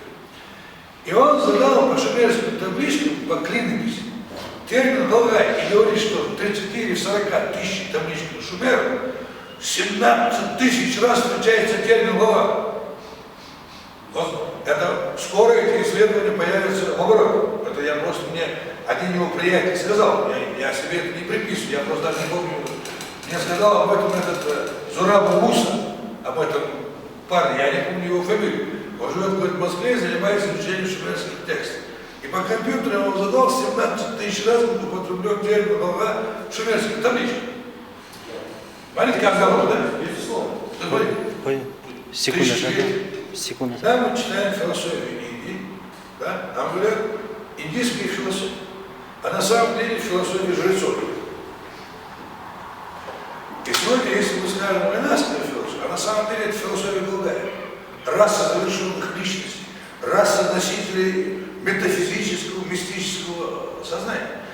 Другие войнахи никогда не владели этой философией. Это было целое достояние Галгая. Ни одно общество ее не владело. Все было сосредоточено в обществе Галгая. Если вы сегодня приведете мне чеченца, акинца, мелхийца, чабрлойца, мястойца, борца, кого хотите, любого войнака, но не Галгая, приведете мне сегодня, который сможет мне сообщить одно слово из древней метафизики войнака, я сниму перед ним шляпу. Я уверяю, что никогда ни один представитель других войнарских племен никогда не обладал ключами высшей метафизики, кроме расы Галгая. Это было исключительно их достояние, и никогда никому доступ к этому не давался. Это было бесполезно. Они имели некоторый набор знаний, что-то им давали, направляли культуру и так далее. Но чтобы получить высшее посвящение, нужно было быть Галгаем. Там все сконцентрировано. Вот, вы знаете, почему Цейлон? Это кодовое название. Дядзайлон. Это гора Отечества. Это гора Отечества. Цейсер, Дядзайсер, это человек из Отечества. Это человек Отечества. Это, вот сейчас стало понятием жреца, а на самом деле это совершал священное действие. Без сомнения, все эти войнарские общества происходили от одного корня. Это брат Мула и брат Невежа происходят от одного отца. Точно так же они происходили. Но ни одно войнарское племя не имело такого менталитета и такого стереотипа поведения, в точности совпадавшего с менталитетом Галгая. Это абсолютно бесполезно. У Нохчи и Галгая есть схожесть менталитета, но не стопроцентное совпадение. Есть схожесть культуры, но не стопроцентное совпадение. Есть схожесть стереотипа поведения, но не стопроцентное совпадение. Они были похожи на Галгая, все войнарские племена. Но Галгая стояли особняком. Это бесполезно их сравнивать с кем-то. Они были носителями, вот мы еще не знаем древние тайны, откуда пошли эти корни. Понимаете, есть еще очень большая тайна, откуда пошли эти корни. Посмотрите, сколько арабов в мире. А миккенские арабы стоят во главе. Миккенские арабы доминируют в исламском богословии. Считается же, что вот мировая наука, философия и так далее произошло от арабского востока. Вот есть такое суждение. Нет, это сейчас другие вопросы, Муса, это другие вопросы. Арабы открыли философию по новой Европе, греческую философию, которую европейцы потеряли. Но это сейчас другая история. Я говорю, что мы, вот иногда нам кажется, вот мы должны быть солидарны. Это войнарская культура, это войнарская философия. Но без сомнения, они говорят индийские философии. Но индусы, вайшнавы, ремесленники, производители, индусы, шудры, прислуга, ничего не знают о философии этой. Ее знают только брамины, жрецы, и кшатры, и цари. Остальные, они тоже индусы, но ничего они не знают. Они что-то из этого потребляют, какие-то формы, но они ее не создатели. Везде авторами, создателями философии стоят либо кшатры, либо брамины, либо цари, либо жрецы. То есть носители высшего разума, высшего понимания. Точно так же Галгая были создателями всех культов, создатели башни, архитектуры, танц, искусств, институтов. Все абсолютно было создано им. Ни один представитель войнарского племени в этом сотворении не участвовал. Только в потреблении, может быть, в развитии в лучшем случае. Галгай — это корень культуры, это носитель особого разума, особой наследственности. Мы еще не знаем до конца генетических исследований. Да, у нас генетические исследования еще не изучены. Нам навязаны разные представления, размазаны. Золото принадлежало Галгаю. могли расходиться по всему миру. Понимаете, что философская мысль, философская основа была у Болгара, ни у кого больше и не было. Никогда не было так, чтобы высшая метафизика была распределена на массу, на толпу. Высший посвященный всегда один. Один. Два высших посвященных никогда не бывало в древности. Жить мог только один. Он умирает, передавая ключи, и на его место становится второй. Два высших посвященных одновременно жить на земле не могли. Это был закон древности. Ниже него могут стоять 7 посвященных, какой-то второй ступени. Ниже него может стоять там 14 на третьей ступени. Это была своя иерархия. И абсолютно два высших посвященных никогда не было. И изучая ингушские культы, ингушские мифологии, ингушские родовые предания, я пришел к выводу, если по всему миру давали посвящение в 5 ступеней, это древняя система посвящений, она была связана с 5 чувствами, 5 элементами. Волганчи давали посвящение в 6-ю и 7-ю, самые высокие ступени, выше которых ничего нет. Понимаете? И только там волганчи могли жить высшие посвященные. Высшая иерархия царей и жрецов мира.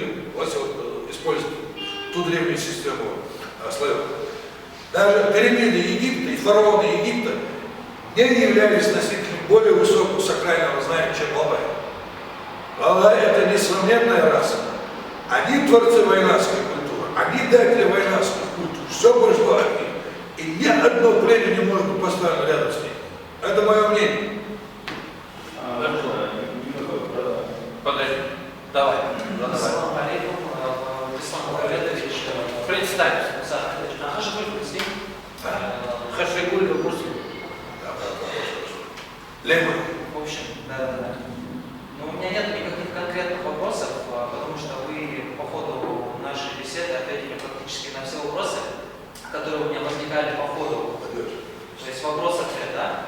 И, в общем, я просто хотел задать только один вопрос. Так как вы являетесь первооткрывателем именно в этой области, в изучении философии ингушского языка и культуры, и вы действительно как бы открыли эту новую страницу и, в общем, внесли огромный вклад, даже который, на мой взгляд, сейчас нельзя реально оценить. Потому что работа началась только. Просто я хотел спросить, что вас толкнуло на то, чтобы вы начали заниматься этой глубокой проблемой, потому что это именно вы, а не кто-то другой, хотя у нас в республике много ингушей. И просто мне кажется, что то, что именно вы начали заниматься, это, конечно, при поддержке Мусы Ахмедовича. Нет, это было до Мусы Ахмедовича. Да? Задолго до Мусы Ахмедовича человек 20 лет занимался. То, что человек начал заниматься этой проблемой, мне кажется, это не случайно, и, наверное, совершенно вам было даровано, то, что вы именно этим занимались. Мы с Бесланом Магомедовичем с 2008 года общаемся, подружились, и вот как бы до этого момента он уже 3 десяток лет этим занимался. Ну, расскажи. И я просто хочу сказать, что несколько слов мы можем задавать какие-то косвенные вопросы, которые задавались, имеется в виду, которые... В общем, это проблема, которая, нельзя, в общем, задать какие-то конкретные вопросы. Как это возникло, правда? Да. А если задавать такие вопросы, то вы, безусловно, на них ответили исчерпывающе.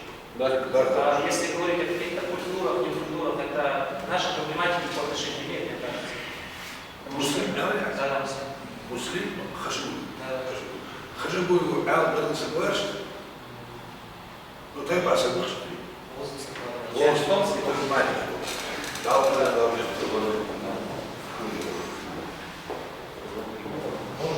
Сейчас Беслан ответит, и потом еще несколько вопросов, и мы закругляем. Из вашей фамилии Хашигуль вышел величайший патриот ингушского языка. Али Хашигуль. И философ. Философ, поэт, Писатель и художник. диссидент, политический защитник. И самое главное, он безумно любил ингушский язык. Безумно любил ингушский. Он в совершенстве владел русским языком, Али Хашигуль. Он прекрасно мог писать на русском языке. Он владел, образован был удивительный человек. Но он не просто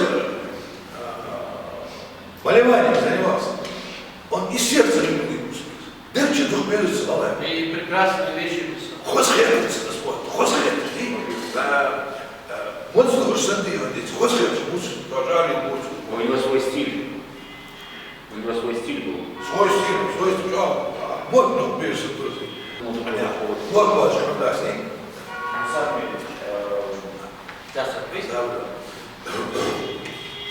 Как я дальше? Вот мы сейчас здесь сидим и кушаем, да? Откуда мы взялись? Нас родили наши родители.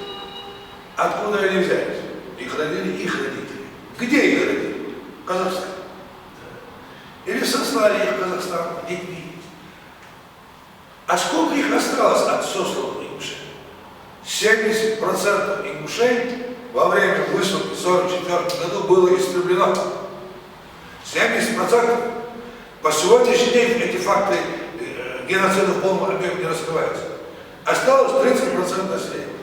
По некоторым данным ингушей было 150 тысяч во время выселения, по другим данным 120. Некоторые даже говорят 75, но я думаю, что их было по 150 тысяч во время выселения 44. По списку 114. 114, да? Может. А когда дали разрешение возвращаться, и ссылки, ингушей было, одни говорят 15 тысяч, другие говорят 30 тысяч. Это с учетом того, что те, кто народился еще в Казахстане за 10 лет, сколько процентов населения стоит? 70? Чуть больше 20. 90% получается остальное. То есть под репрессией умерли с голода, от болезни, то есть фактически 90% населения погибло. Из оставшихся 10% в этом Казахстане воспроизведен наш народ сегодня. А утраты какие? Носители фольклора расстреляли их без славы. Старики, наиболее слабые, умирали. Оставалось огромное количество семей вообще без старших людей. Не знали языка. А материальную культуру полностью уничтожили, это понятно. И вот мы от них вернулись. И я являюсь тоже сыном отца и матери, которые были детьми сосланы в ссылку. Отцу было 7 лет, матери 5 лет.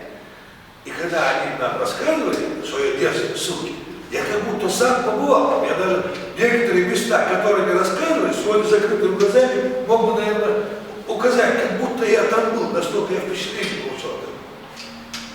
Это были ужасы, что они там пережили. Их просто лишили всех прав, бросили на голодную смерть. И народ выбирал. Целые семьи раскапывают весной, занесенный снег. Умерли, нет никого. 9 членов семьи, все умерли с голода и холода. Вот такие катастрофы. И мы теперь от этих 10% оставшихся ингушей воспроизвелись, размножились, утратив огромнейшие объемы памяти. Вот ушли слова, ушли мифы, ушли предания, ушла литературу сожгли, грозно свозили, уничтожали, ушли дятлы родовые, родословы, очень много что утеряно. Но, слава Богу, кое-что и сохранилось. Да? Язык обеднел, лексика пропала. То есть десятки тысяч слов ушло из языка. Все-таки строй языка, грамматический строй языка, основа языка осталась. Это нам позволяет сегодня многое делать. Но огромное количество слов потеряно, мифов, легенд потеряно, памяти потеряно. После этого бедствия мы пытаемся воссоздать философию нашей культуры. Тяжело, да? Потому что с английским все идет. Но, слава Богу, капля морской воды имеет тот же вкус, что и огромный океан. И благодаря этому сегодня оставшиеся ингуши носители того качества духа, который был во многом присущий предкам. Хотя не совсем точно по духу сопоставимы с ними сегодня, но все равно у нас эти качества абсолютно присутствуют. Чтобы с нами не проделывали такие геноциды и не уничтожали нашу культуру, мы сегодня должны воссоздать содержание своей культуры, философию, и мы должны осознать ценность своего языка. Культура и язык – это две вещи, с которыми должны срастись наше сердце и наша душа. Вы долгие, вы свои, вы адлей, Аллах культура, но дождь Аллах адля, Аллах адля, но дождь культура должен быть. Одно из значений слова аду – это культура, менталитет, образ жизни и так далее. Аллах адля, Аллах махки, Сичин Хама, سيد تركي بر نانا شيء سخطة خالص الشعب не в смысле республик, которая существует, а главное араб культуризм. И главное культуризм араб, настоящий араб. И одно это уже формально юридическая республика, это не государство, это подделка под государство, по большому счету. А истинное государство это и русская культура, потому что почему она истинное государство? Потому что она говорит, она регулирует взаимоотношения между людьми, не допускает преступности, не допускает разврата, не допускает насилия, не допускает покушения на чужую собственность. Она регулирует все. То, что делает репрессивный аппарат, называемый государством, делает нерепрессивный аппарат, называемый нашим государством, культурой. Поэтому они сохранили эти 10% и вернули нам. Вот вам, наверное, известен такой Михаил Лендер, историк Газиков и Берсак. Да. Вот он говорил мне, что ездил в Германию, вот ездил по архивам, собирал материалы, архивные военные материалы и пишет книги. Вот он говорил, что вот в Бостоне существует научно-исследовательский институт по изучению нахских языков. Вот там собирает, там можно было вот, реально это плацдарм, где можно было собирать в дальнейшем, да, как мы сейчас говорили, здесь вот можно в республике создать вот, организацию и совместно работать с этими людьми, с этими научными исследовательскими центрами по изучению. Мы будем создавать свой институт. Это вообще вот колоссально. А вот я бы хотел еще дополнить к сказанному вам, Ислам Магомедович, о философии, да, вот, то есть современному, да, мне кажется, современному ингушу, и мусульманину, да, который занимается науками, да, вот, литературой, гуманитарными науками, точными науками, да, ему необходима просто философия. Почему? Потому что думать и размышлять. Вот, и поэтому во всем, мне кажется, да, это мое мнение, есть своя философия. В исламе есть своя философия, в научном мире своя философия, в жизни своя философия, даже в смерти, да, вот, своя философия. Вот, и поэтому вот, философ, да, это человек, с помощью которого нация осознает саму себя, свою культуру, свой быт. И поэтому хотелось бы еще добавить, да, несколько слов к вашему научному прогрессу. Да. Большое спасибо еще раз, да, вот, за это большое достижение для нашей республики, для нашего народа, то, что вы сделали в развитии национального языка, философии благодарности. Вопрос. Мне вот интересно идея метафизики, метасофии, да? Насколько она вот, может, имеет потенциал противостоять современным этим противническим, скажем так, мыслям, да? Как она, ну, насколько она имеет возможность существовать, да? Какие доводы она может выставить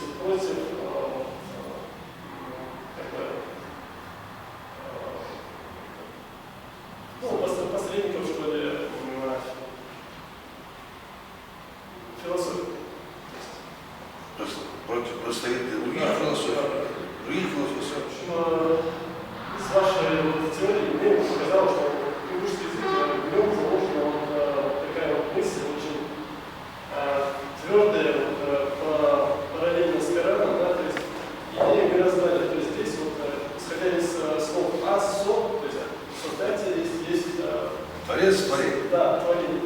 Вот, почему вот именно вот, на протяжении какого-то периода истории получилось так, что ингушский народ потерял вот эту идею, да? Потом она вернулась где-то 150, как стал, вернулся ингушский народ. Вот, немножко исторический вопрос, но все-таки... Почему мы жили без религии столько времени? Да. Почему мы одни из последних, как бы, да? Да, вот интересно. Почему такая мудрость Из была того, проявлена? насколько я понимаю, исходя из идеи мета-софии, в этом же тоже как заложено. Идея. Беслан. Тезка. всякая наука, она как? Вот, если будет государственная поддержка, да, ее развитие будет успешно. Не будет государственной поддержки, значит не будет финансирования, значит не будет востребованной специализации, и ее развитие будет очень сложно. Многие генетические исследования во время Сталина не получили поддержки. И советская наука генетики основа. После смены власти Сталина генетики получили поддержку, и генетическая наука пошла вперед. То есть здесь всегда очень важна позиция государства. Философия тоже не была бы так развита, если бы государство ее не подхватили, не стали подавать государственные вузы, создавать институты под это и так далее. А что касается Варлея Снеслава, я не прибегаю только чтобы стало яснее обывателю, то есть носителю, потребителю данного мнения. У меня не является целью ни лингвистика как таковая, ни история как таковая, ни богословие как таковое. Да? То есть у меня они не являются целью сами. То есть моя цель является новое мировоззрение. Сконструировать новое мировоззрение. Что-то используя от религии, что-то используя от науки, что-то используя от искусства, что-то используя от бытового сознания. То есть все, что попадает в поле мировоззрения и как-то преломляется, я могу использовать для конструирования нового мировоззрения. Я создаю новое мировоззрение. Я уверен, что эта основа языка и культуры позволяет сконструировать новое мировоззрение. И я создаю это новое мировоззрение. Я когда вижу какие-то параллели с религией, я вот так указываю, чтобы яснее и проще это было. Но она может даже не согласоваться ни с какой религией. Меня это мало волнует, по большому счету, потому что я занимаюсь конструированием мировоззрения, чтобы посмотреть, а как это было возможно? Вот на основе вот этих компонентов, на основе вот этой структуры, вот этой формы. Как это могло быть, да? Это очень интересное понятие. Развитие зависит от государственного подхода. Да? Я показал различные масштабы применимости. Я показал, что метасофия опровергает теорию эволюции. Так, как она преподается в официально. То есть это абсолютно абсурд. Эволюция имела множество разных схем. И кроме того, существует природа разума, которая не эволюционирует, и природа разума, которая эволюционирует. То есть это к эволюции не судим по всему. Эволюция не является истинной последней инстанцией или системой, применимой ко всем явлениям разума. Да? Абсолютно нет.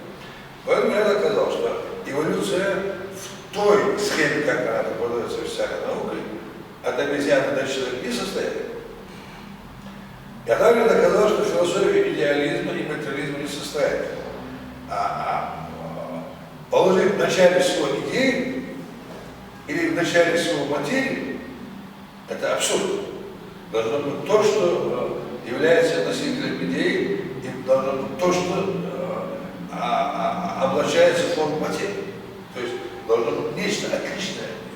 И это есть я души. То есть структура СО, она имеет идеи себя, она имеет проекцию себя, и она имеет форму себя. И абсолютно невозможно всю философию свести к двум ее полюсам. Полюсу идеи и полюсу формы. Идеи и материи. Поэтому я отрицаю философию идеализма и философию материализма, считаю их неполноценными. То есть неполными. Они какие-то фрагменты берут и так. В полной системе они всего лишь часть. А вот полная система, где есть я духа ас, который не принимает ни космоса идеи, ни космоса проекции, ни космоса формы. Есть я души, который их принимает. Вот это полная система. И как ее свести к идеализму, если только у нее один фрагмент. Как ее свести к материализму, если у нее только один план. Они не сводимы.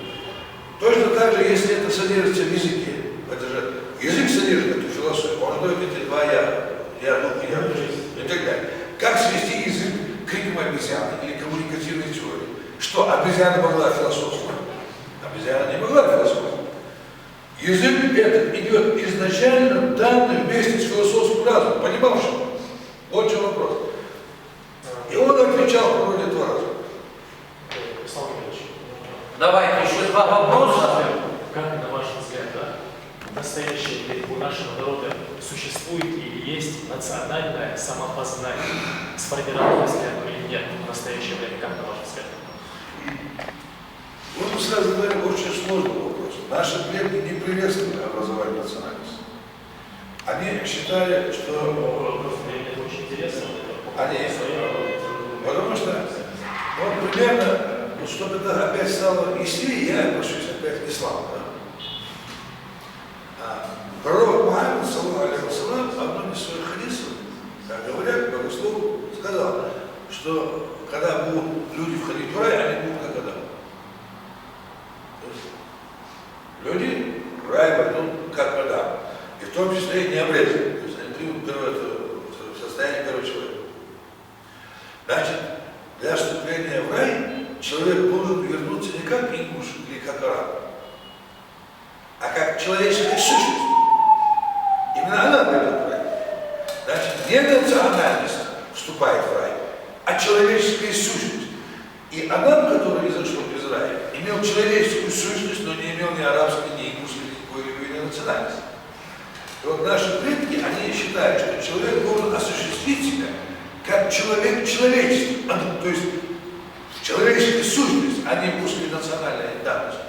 Они понимали, они имели термин национальность, они знали причины их образования, этих национальностей, почему они возникают. Есть в Коране, Аллах создал у вас народными племенами. Они знали, почему их создают народными племенами. Они не препятствовали образованию национальности, но Аллахи не приветствовали возникновение национальности. Они приветствовали реализацию личности, сущности человеческой. Понимаете, потому что именно человеческая сущность, не арабская, не русская, не китайская, а именно человеческая сущность, именно она должна вступить в рай, то есть достигнуть последних пределов. Поэтому они знали национальность, но не бравировали и не культивировали, а культивировали человеческую сущность, которая должна пережить все земные условия. Ответственность логическая. Конечно. Еще вопрос, и я потом... Давай. Какие Магомеды? Как? Какие Магомеды? Какие? Хотел просто прежде выразить благодарность за ваш труд.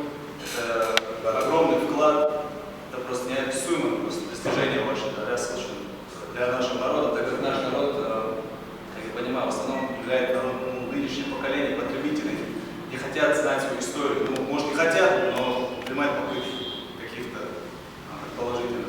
Ваше достижение, оно как бы даст толчок для сознания молодежи, сознания своей культуры, чтобы они знали свою историю.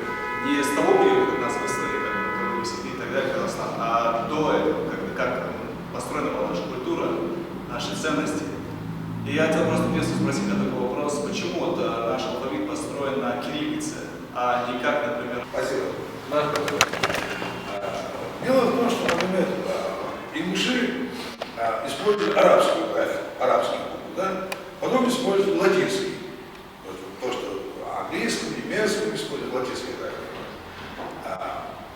Но поскольку шовинисты, коммунисты вели определенную политику, они взяли и отменили все национальные графики. То есть они оставили грузинам и азиатам, а всем остальным они убрали. Азиатские народы, Средняя Азия, она вся пользовалась арабской графикой. Потому что в Политбюро сидели грузины и армяне. Они убрали всю эту графику. Понимаете? Убрали. Другие народы пользовались латинской графикой. Они ее тоже убрали. Первый номер газеты «Седуло» в Ингушетии вышел на латинской графике. Не только первые, до 30 веков. Да, это правильно, я пытался просто этот момент. То есть первоначально «Седуло» выходило от первого номера и так далее на латинской графике. Писались книги на латинской графике, писались статьи, забывалась поэзия, потом ее убрали и ввели нам кириллицу. Но латинская графика более подходила нашим языкам кириллице. Она была удобнее, она была комфортнее. И наши тексты, написанные латинской графикой, выглядели эстетичнее, приятнее для всех. По крайней мере, я испытал удовольствие, рассматривая тексты, написанные на латинской графике. Я считаю, что нам не подходит вот эта кириллица, она не подходит. Она всем народам навязана. Не подходит. Не подходит и навязана всем другим. Она специально навязана вот этой шовинистической политикой.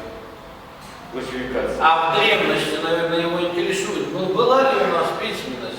А что касается древности, то вот смотрите, чтобы вы поняли, что в древности, вот у шумеров была письменность, да?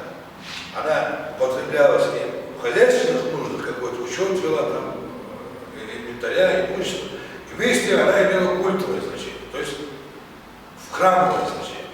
И первоначально всякая письменность, как идея, возникала в культах, и только впоследствии переходила в хозяйственные, практические сферы. И вот у Якушей есть фраза «дал Эрдели худ». Это план идеи. Потом есть фраза «дал Ишдия Захампас». Это план проекции. Потом есть фраза «дал Дербахудас». Это план формы. План идеи – это как идея зодчего. Потом как чертежник, это Бог написал. А потом как работа каменщика, дал Диан. Вот эти три фразы – это древние устойчивые фразы идиомы, которые сохранились.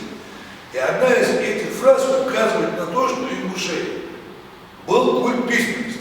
Раз у них был культ божественной речи, дал Эндели Хунду, значит у них был также и культ божественного письма, дал Язля Хантас. И без сомнения у ингушей была культовая письменность. Если даже она не была всенародная, но обязательно жрецы имели в своих храмах письменность. Они обязательно должны были ее употреблять. Но эта письменность была сакральная. Ее очень сильно оберегали. Я вот могу для экскурса, чтобы это стало яснее, привести один пример. Мы уже, правда, много говорим, но и все. Тибетские ламы, которые наставляли СС Третьего рейха, как-то принесли письменные знаки. Это фильм был по телевизору показан. И употребление этих письменных знаков должно было активизировать подсознание. И активизированные подсознание и пробужденные в нем энергии нужны были для того, чтобы запустить аппараты, оставшиеся от допотопных времен. Они запускались от человеческой энергии. Их нельзя было запустить с помощью батарейки и другой энергии. Необходимо было увеличить поток человеческой энергии, и когда человек брал в руку, они тогда запускались. Это были, в частности, так называемые трубки дистанционного наблюдения из допотопных времен наследования. И когда эта энергия запускалась, человек брал и мог в любое место в пространстве наблюдать. Без всякого проводника в роли космического спутника. Немецкие офицеры с этим не справились. Тогда взяли детей, у которых развито образное мышление, они овладели употреблением этих знаков, развили эту энергетику, и трубки стали работать от их энергии. Это один из образов, один из фрагментов, который вам даст понять то, что я вам сейчас скажу. У ингушей была сакральная письменность, но ее употребление активизировало подсознательные энергии разума, и поэтому к ней не давали доступ. И более того, с помощью этой письменности, активизируя подсознательные энергии разума, совершались невероятные чудеса. Дело в том, что знаки этой письменности были архетипы. Вот, если психологию Карла Густава Юнга изучали, и он там развивает понятие по архетипу. Вот есть ДНК, да, вот это генетическая информация, которая уложена с помощью спиралей там, и 4 оснований аминокислот. А есть психологическая ДНК, она уложена с помощью знаков подсознания. Понимаете, что? И вот употребление этих знаков разворачивало из этого, так сказать, психологического ДНК образа, разворачивало огромнейшие способности и огромнейшие свернутые потенциалы памяти в человеке. Вот это была очень сакральная, очень таинственная письменность, ее не давали употреблять. Более того, я, конечно, не могу вам сейчас привести доказательства, но я убежден на основании философии, потому что это должно было быть так. Если есть голова, значит были руки и ноги. Вот такой логике.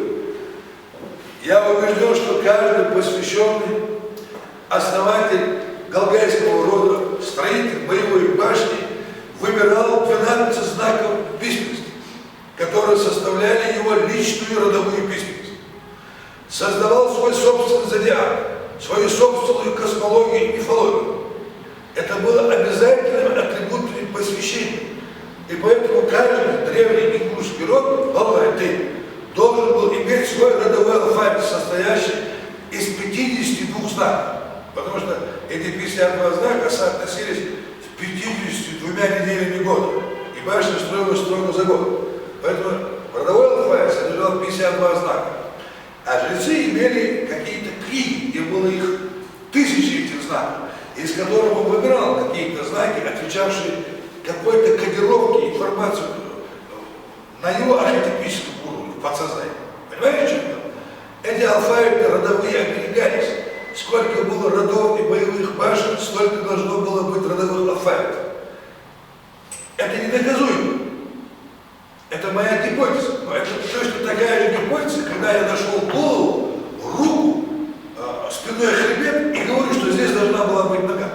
Это вот точно такая же гипотеза. То есть это абсолютно достоверно так было, хотя нет фактурных доказательств. Каждый род имел свой родовой алфавит. И родовой алфавит, который был связан с системой архетипических знаков подсознания.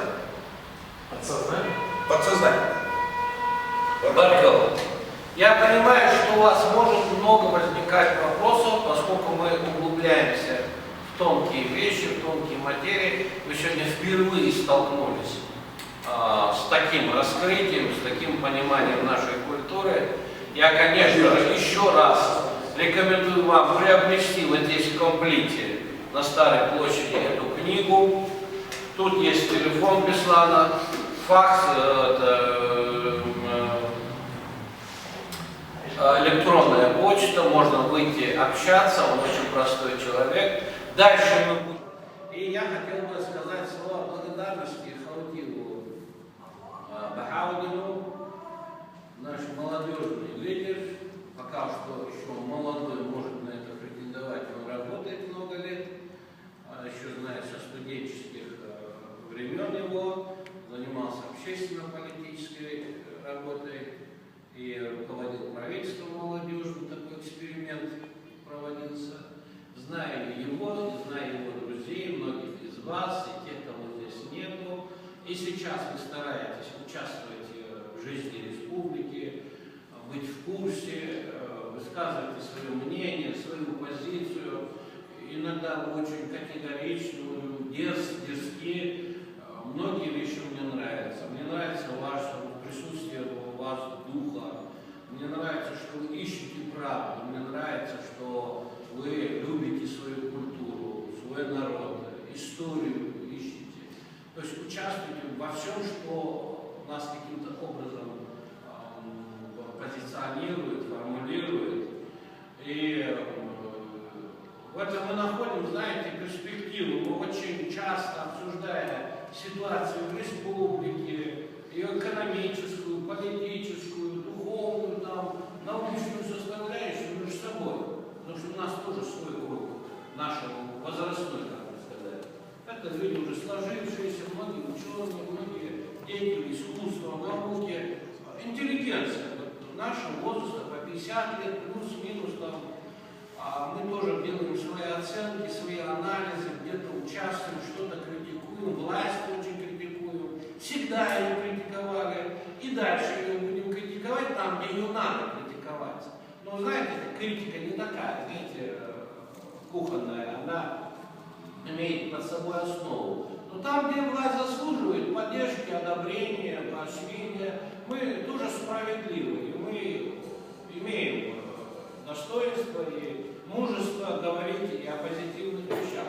Ну, такова реальность. Мы должны реагировать и на то, и на другое. Это ускоряет процессы развития. Это своего рода механизм эволюции, так называемый. Поэтому вот то, что вы сегодня такие умные, я много лет в республике читал лекции. У меня было 2 вуза, которые я создавал. Я практически знаю здесь всех. Практически. И я всегда понимал, что не хватает внимания нашей молодежи, ухоженности, участия какого-то, понимаете, старшего. А вот сейчас смотрю, уже чуть больше 20, 30, чуть больше 30. Очень много умных ребят, очень много способных, талантливых. И спортом занимаются, и наукой занимаются, и успевают и жениться, и что-то создать, открыть. Хаутила знаю, и иногда ему ругаю, и хвалю, и одобряю, и он придет и посоветуется, и другие приятно тоже. Очень хорошо, алхамдулилlah. Дал Шейдулчин. Я вот Бахадин поздравляю с открытием этого центра. Я хочу, чтобы Берг был лучше. Да, уважайте друг друга, цените друг друга, поддерживайте друг друга. Тогда, когда мы вам понадобимся, мы обязательно появимся. Если нам нужна будет от вас помощь и поддержка, мы обязательно обратимся. Но все то, что мы сегодня делаем, мы делаем для того, чтобы вам помочь. То есть дал доход был больше. Дал я и я хочу, чтобы прочитать одно стихотворение. Мне кажется, оно очень важно к тому, о чем мы сегодня говорили. Так. Увы, ни рыцари, ни леди историю пишут нам веков. Чернить готовы всяк соседей, чужих героев и отцов. Вчера, явившись на Кавказ, подобно табору, иные, неся обычаи кочевые, теснят с земель из башен нас. А между тем, седой наш край сед тем, что здесь живет Аллай. Цивилизации башен старше, цивилизации пирамид. По сути, глубже, духом краше, имея свой изящный вид. Кто нашу древность пощадит? Кто наши кладбища отставит? Сосед-кочевник нам вредит. Он ложь над правдой века ставит. Но что дадут им лжи посевы? И небо можно изменить. О нет, иранские напевы не могут правду заменить. В пыли архивной и в писаниях чужих хранилищ ищем мы напрасно дух своей страны. Души нет в мертвых изваяниях. Живая речь отцов и ныне звучит в груди у нас, и в ней живут и вечные святыни, и все следы далеких дней. Так развернем же свои очи в самих себя, в свое нутро. Там близко к сердцу божество, и свет горит из тьмы и ночи. Лжецы историю казнят, им ненавистного народа. Историю истины хранят сердца нам данные от рода. В них нашей правды глубина, и тайны душ полунебесных, и много-много неизвестных былин, что знали времена. Сакхи, чукхи, что означает? Расти сознанием в себя? Душе там сердце отвечает, одну лишь истину любя. И более медлить нам нельзя. Прочтем самих себя, друзья.